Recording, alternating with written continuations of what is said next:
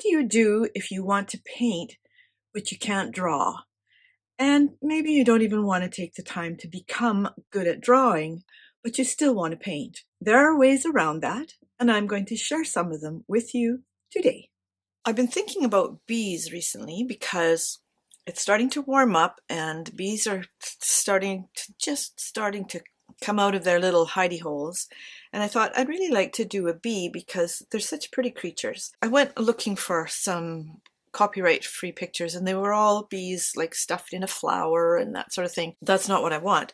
So I got this one created for me by ChatGPT, and then I wanted to draw it and I thought, oh, it's a little bit on the complicated side and I'm kind of in a rush today because I have places to go and things to do like everybody else. What I did was I thought, okay, instead of drawing it in ink and possibly making mistakes and whatever, which I'm not generally bothered by, I wanted to get the dimensions correct.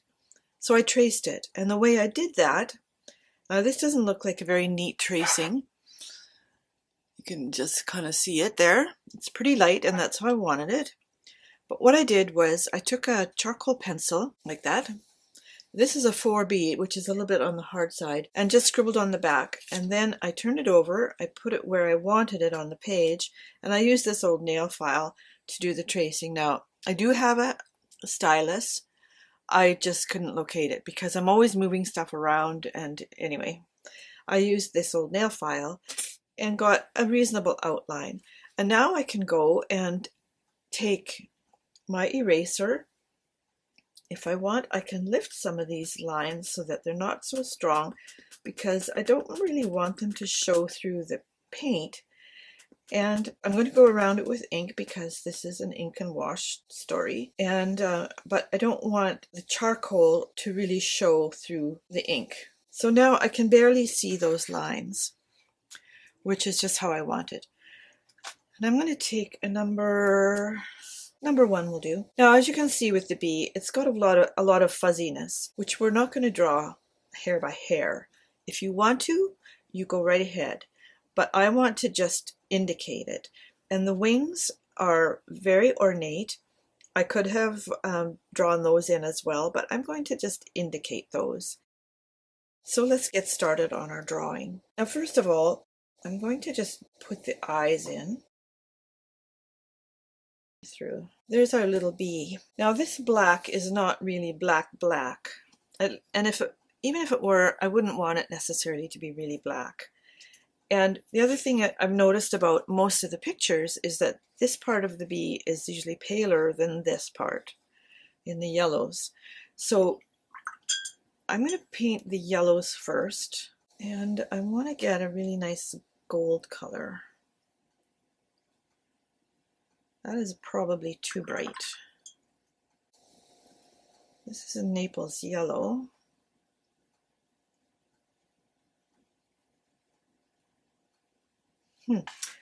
Now, when you look at this, you can see bright yellow, more brown than black. Does this make it more difficult? It absolutely does. However, I'm going to use a smaller brush because this is pretty tiny stuff. And I'm going to mix a little of this Naples yellow into this yellow I have over here. And I'm going to, wait, I should try this one, see what we got here for this. I think that's a pretty nice color. So I can use that, and then when it turns into brown, that is not good enough. That's more like it. All right. I'm going to put a little bit of this into this. And what I want to be careful of is just having way too much paint and water on my brush. So I'm just going to put a little row of this around here. Clean off my brush. Pick up this color. Take some of it out of my brush and put it on the edge here. Now, when I do that, I go, actually, that's not very much color. So we'll go like that. How do you do this blending? There are several different ways. See, it's blending itself, but I can also manipulate it. And I can do that by putting more yellow in where the brown is starting to move. Okay, so I'm not going to mess around with that too much. All right, now in this part of the bee, which is, this is black, this is black, and this is yellow, I'm just going to pick up this color right from here and pop it in there because I can. And then I want some of this yellow combination. I want it to be a little bit on the brighter side. Doesn't have to be, but this is my bee, so I can do what I want. All right, now, again, it's kind of brown along this edge. And I just took the water out of my brush, and I'm pushing this back so that it doesn't run too much. So basically I'm drying the edge because I take the water out of my brush every time I move my hand like this. I'm putting it on a paper towel. Now it's still kind of wet, both of them. Now I can sort of streak it in how I want it. And I've mentioned before, this is very fine work. It is what it is. Okay, for the back end of the bee, this picture shows it to be quite dark, but I noticed on a lot of the pictures that I looked up, it was actually lighter and getting lighter. So I am going to now just put water along here so that you get that gradient. I took the water out of my brush, and now I'm going to just wipe it along there. Now, the one thing I'm finding with micron pens is unless you let it dry for quite a while, sometimes they still pick up water, and it's not supposed to because it's permanent. However, it is, and that's what's happening. Now for the wings, I'm going to try this. I want it to be quite watery.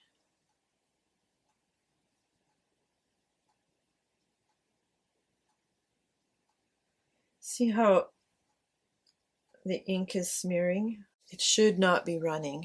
I am glad to say that I have a new fountain pen my daughter bought me in Japan. So this bee is going to have gray wings, which it shouldn't have. So Micron people, take note. I'm not happy with this, how it blurs when it's supposed to be permanent. I'm going to use a mixture over here for the black. And Payne's Gray is the color of choice because it's not really black. It's blue-black. So for this, I'm going to just color in his head.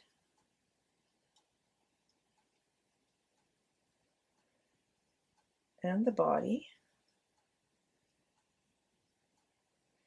I'm just going to kind of push it up into this other color so that it implies the fuzziness. And actually right kind of in the middle here, it's quite dark. So I'm going to hope that doesn't spread too much. See, the thing about watercolor is while it's still wet, you can push it around.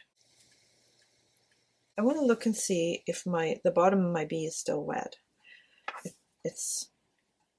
No, it's not, so that's good. So then I can go in like this. And again, just kind of to give it that sort of spiky look. I don't really want to leave white spaces, but it does give it a little bit more character. All right, now the other thing too is you can see here how the wings are see-through. So when I want to paint these little legs, which again are kind of black and kind of fuzzy, I'm not making them too precise.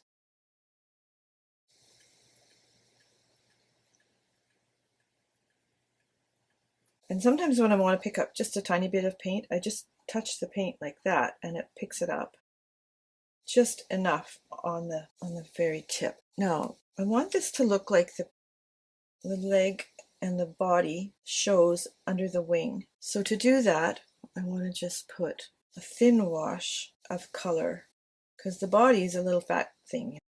So now you can see it under the wing, and over here as well, the body goes out like that and out like this under the wing, and a little bit of it here too. And then I can go back with the yellow, but in the meantime, I have these little black legs. Okay, and the yellow, we're going to go with a little bit darker, maybe even this one. Yeah, I think that's a better one. And I'm going to have to place it really carefully because everything's wet there. So I'll leave that for a moment. And for the eye, so I'll put this eye in here, not quite black. And I'll put this one in, leaving white in it. That way you can see the light is coming from here. And I don't think I'm going to put a background on this, which I could, but I don't want to mess with it given how the wings turned out. So if I'm looking at the light source from here, then the shadow would be around this way.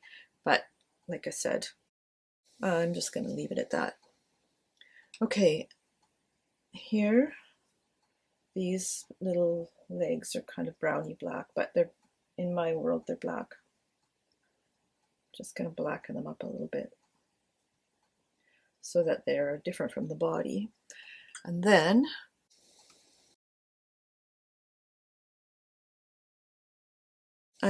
just a touch more black here. See, this is tiny work. So if you like working tiny, this is great. The other nice thing about it is that it doesn't take very long. So there's our little bee. You might say, well, what am I going to do with all my paintings? You can make original watercolor art for your friends and family in cards. You can scan it and print it on cards, for example. You can make prints with it. You can put it in a sketchbook and just have it as a legacy for your family. If you want to make a business out of it, there's even more things you can do. So there's a little lesson for you. You can trace things. You can also, if you've got watercolor paper, you can hold it up to a window like you did when you were a kid and just do your tracing that way. If you find a picture that you want to use as your subject, you can always copy it and enlarge it when you print it, or just like save it and print it but enlarge it in the print dialog. It'll say is this 100%, or you can put I want it 180% or whatever, so that it's the size you want to paint, and then you can use it that way. So lots and lots of ways to do it, and none of them are cheating. There is no cheating. The only way you can cheat is if you copy someone else's work and try to pass it off as your own, and I'm sure nobody will do that because of personal integrity. Be sure and check the description below for lots of links, and I'll see you next time.